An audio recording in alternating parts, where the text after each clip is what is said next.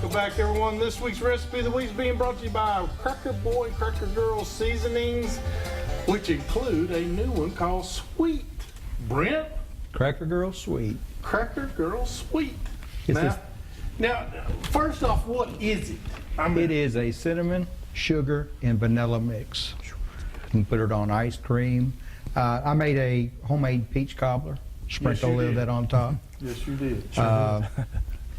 Put it on sweet potatoes. Over here too. I've got an empty dish back in the As a matter of fact, some of the Channel 5's already come in and ate some too, remember?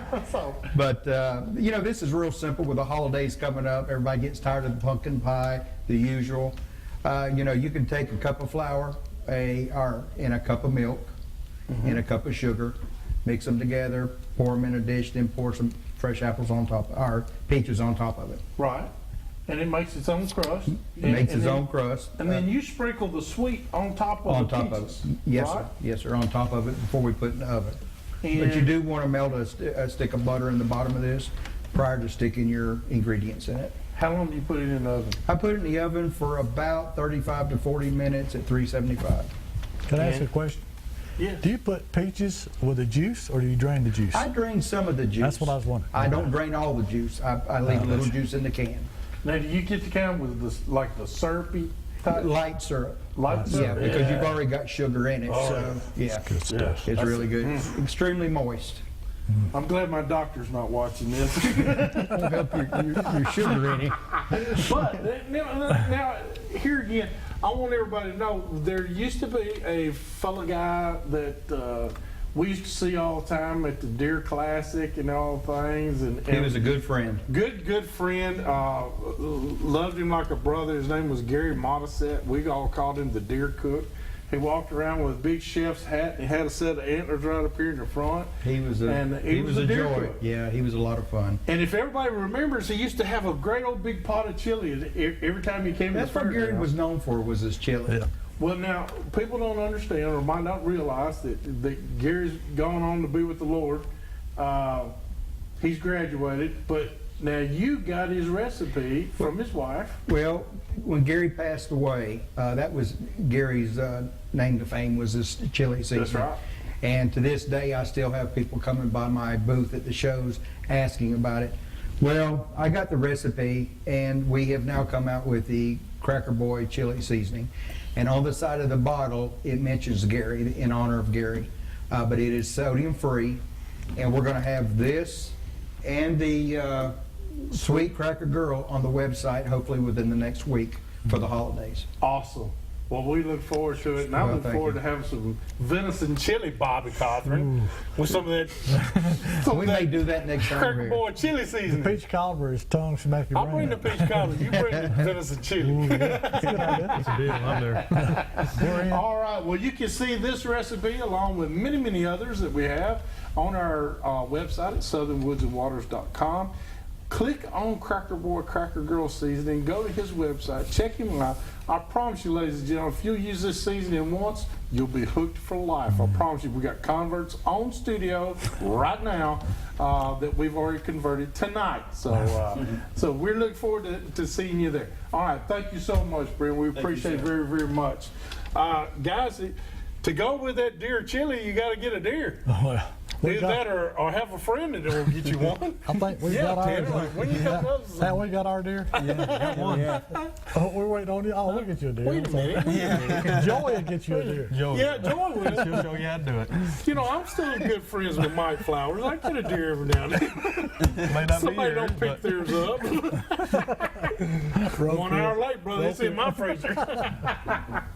Oh, but no, I'm just kidding. But I'll tell you what, you're right. I need to go get me one, and but you guys are ahead of me. But you which had a is chance. fine. You passed up on the good I bit. passed up some, and that's the But other you did thing. You something know, smart, when we're Tennessee's now a 2-buck limit, it's time to get a little picky. It is, but what you told us earlier, is quick story, you had a couple bucks chasing, got dark on him. I Being wouldn't. the hunter I've known you all my life of doing, he was not going to take a risky shot or get the wrong buck. Too many people do that mistake.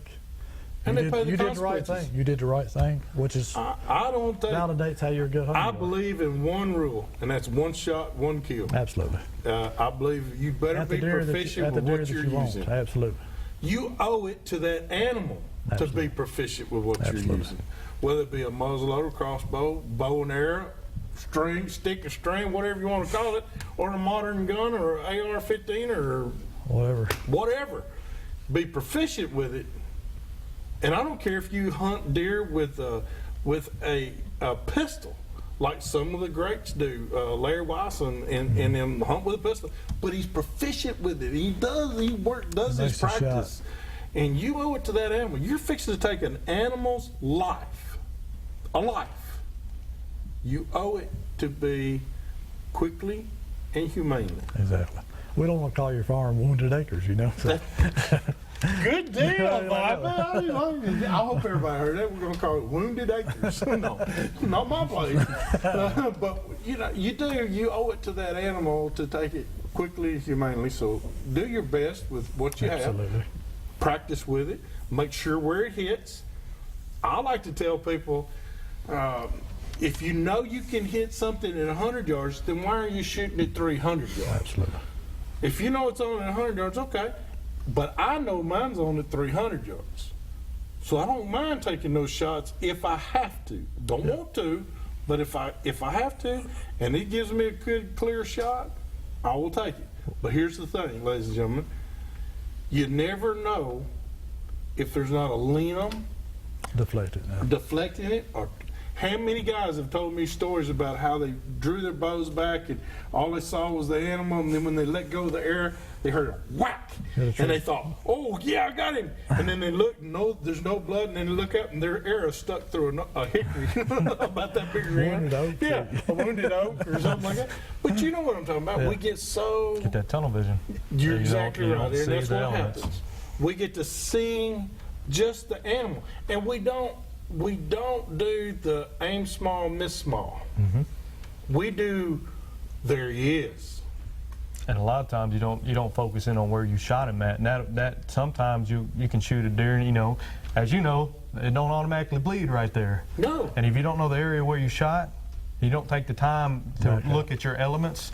I'm so glad He's going to you take did. off, and you may have killed him. He may have walked I off. still take a compass with me, and people don't do that. I take a compass with me because I'm going to tell you something.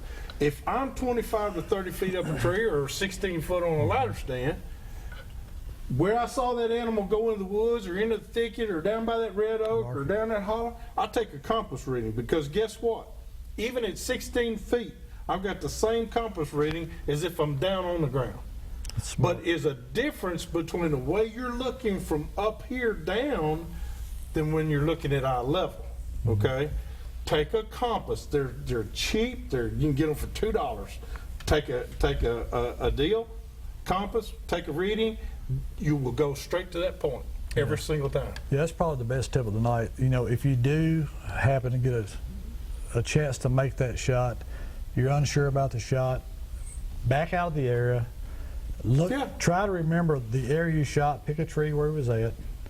If you're not sure, you But need to even see him if you fall come back back out. tomorrow, Bobby, that compass reading is still the Absolutely. same. It's still going to be the same. Still gonna Absolutely. But don't watch him run off. Yeah. Yeah, Shoot and just stay your eyes right Stay where you your shot. eyes. That's Right it. where you shot. Ladies and gentlemen, we got to do our giveaway tonight. You could be the fifth caller here. 737-7767. We've been talking deer, but hey, we got a package for your boat. Make your boat look like you just got it off the showroom floor. Hurry up, be the fifth caller right here. We'll see you right back with more Southern Woods of Water.